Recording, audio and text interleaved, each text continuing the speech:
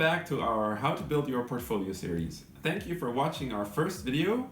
We worked hard to make the second one and we hope you'll enjoy. We will save you significant time figuring out everything on your own, and we will give you the tools and the background knowledge so that you can focus on the things that matter most. You're watching the How to Build Your Portfolio series. I'm Tom. I'm Hannah. And you are here to expand your mind and mind your business. Let's dive in. In this following video, we want to talk about the compounding effect. We think that the compounding effect is the most significant factor that will positively influence the development of your initial investments. The compounding effect is the ability of an asset to generate earnings. The earnings are reinvested and they'll stay invested with a goal to generate their own earnings. Earnings will generate new earnings. That's the goal. To give you a visual example of the just given definition, let's take a look at the following graph. This graph, the investor invests a certain amount of money, the principal investment, and over 20 years, this principal investment accumulates an X percentage of interest. This together makes up value Y. In the next following 10 years, this value Y accumulates its own X percentage of interest. And together this gives you the next value, Z. And then in the following 10 years, this value Z also accumulates its own interest, the X percentage, and so on and so on. I'm sure you get the idea. Interestingly, this graph looks like an exponential curve. But how is that possible? So to understand that, let's just take a quick look at the formula that is behind this calculation. In this formula, you see that the future value of your investment equals the present value, or principal investment, times 1 plus the interest rate over the compounding periods to the power of number of years. Since this is a power equation, the resulting graph is an exponential curve. So me as a psychologist, I'm very interested in how the brain works. So I was wondering, why is it actually so difficult to imagine what a compounding effect looks like? So the brain always wants to be as efficient as possible. That's why we usually think in straight lines. For example, a linear line. The data on your phone will increase with the amount of storage it has. That's a linear line, but often we encounter non-linear lines, like the compounding effect. If you do not realize if it's a non-linear or linear effect, then you will probably make poor decisions. That is why it's very important to know what you're dealing with. So it might be a good idea to map it out, to visualize the relationship, to see if you're dealing with a non-linear or linear relationship. That will maximize your desired outcome. So if you would like to visualize the compounding effect, I've put a link below where you can punch in some numbers and see for yourself. I would like to share with you an example that impressed me very much. It's an example for understanding the compounding effect. Imagine you're in a soccer stadium. The soccer stadium is watertight and you're sitting on the highest row and you're overseeing the stadium. Then water pours in. It's 1 o'clock. There's 1 drop pouring in, but every following minute the drops double. So it starts with 1 drop, 2 drops, 4 drops, 8 drops. You get the idea. The question is, how long will it take to fill up the total soccer stadium until it's overflowing? So it's 1 o'clock, it starts raining, 1:45. The stadium is starting to get pretty wet on the grass. No worries, right? You can still safely get out. 1:48, it's a shock. The stadium is half full. Do you think you still have time to get out? 1:49, the stadium is totally full with water and it's starting to overflow. That is incredible. 1 minute later, going from half full to overflowing. The compounding effect is following the same growth as the example I just gave you. And that is why it's so hard to imagine. Shocking, isn't it? And since we're on a roll here, I'm gonna give you another amazing example. Imagine you're in India. There's an Indian king who loves to play chess.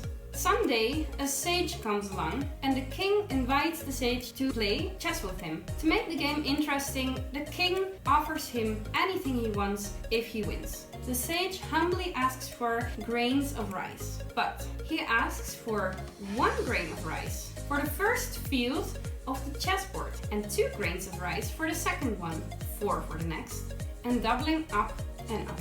The king thinks, that's fine, there's enough rice here. I'll provide you with the rice if you win. So the king and the sage play, and the sage wins. So of course the king will come back to his word, and he's gonna accumulate the amount of rice that he promised the sage. So the king wants to pay out the rice grains that he promised the sage. He's starting to count how many rice grains he will have to offer. On the 20th square, he realizes he has to give 1 million of rice grain. On the 40th square, he realizes that he has to offer 1 billion amounts of rice grains. And on the 64th square, he realizes he actually has to offer 18 quintillion pieces of rice grains. That's about 2,000 times the world production of rice. Or if you imagine the territory of India being covered with rice, it would be 1 meter thick layer of rice covering all India. That's amazing, isn't it? That is how the compounding effect works. Now, after taking in these incredible examples of an exponential growth curve, let's think about how we can utilize the compounding effect for maximum returns on our investments.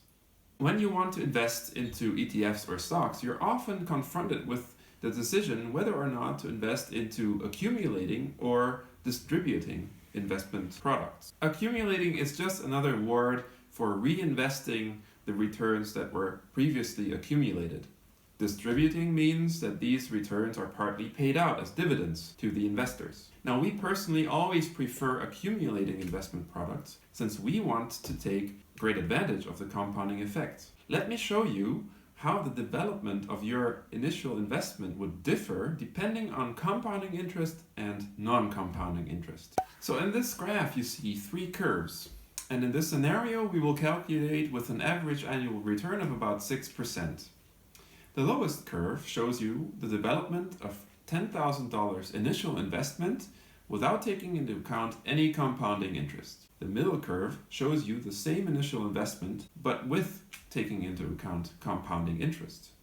And the top curve shows you what the compounding effect does to an initial investment of $10,000, which is increased by $500 a month. I think that this graph shows us how much of an effect compounding can have on the future development of your investments. However, what we also see is that the growth curve in the first 10-20 years is still pretty linear, and it takes quite an amount of time until the growth curve enters this exponential phase.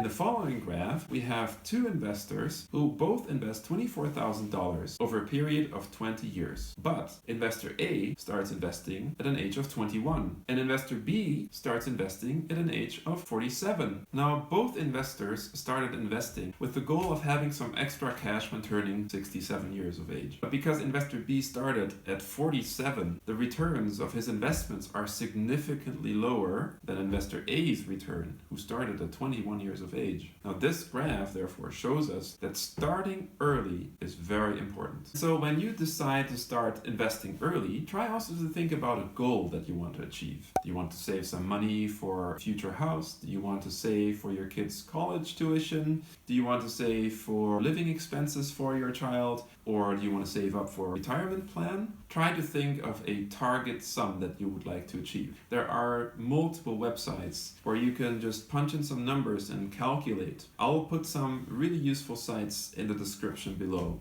All these websites will help you determine a principal amount of money that you should put into investing, and whether or not you should put in monthly amounts of money and how high this amount should be to achieve this goal that you have in a reasonable amount of time and taking the compounding effect into account.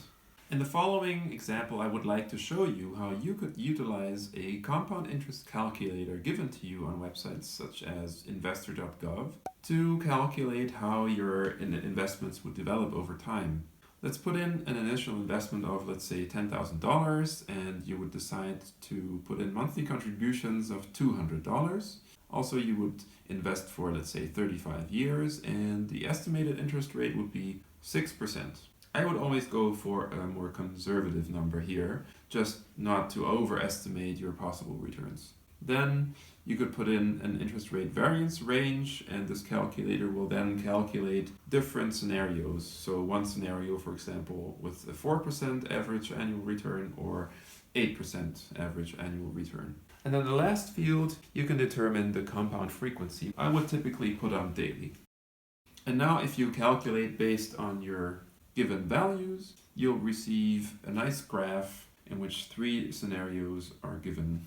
Now, of course, it's important to realize that this is an estimate of how much your initial investments will grow over time. And it's very much dependent on the average annual return that you can actually achieve, and of course, the compounding schedule that you specified.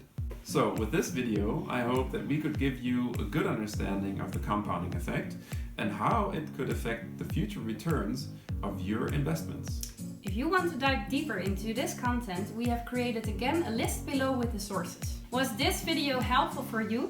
Then I hope you'll share it with 1 or 2 friends so we can create an exponential growth in our viewers so everyone will benefit. Don't forget to subscribe and to like, never to miss an episode again.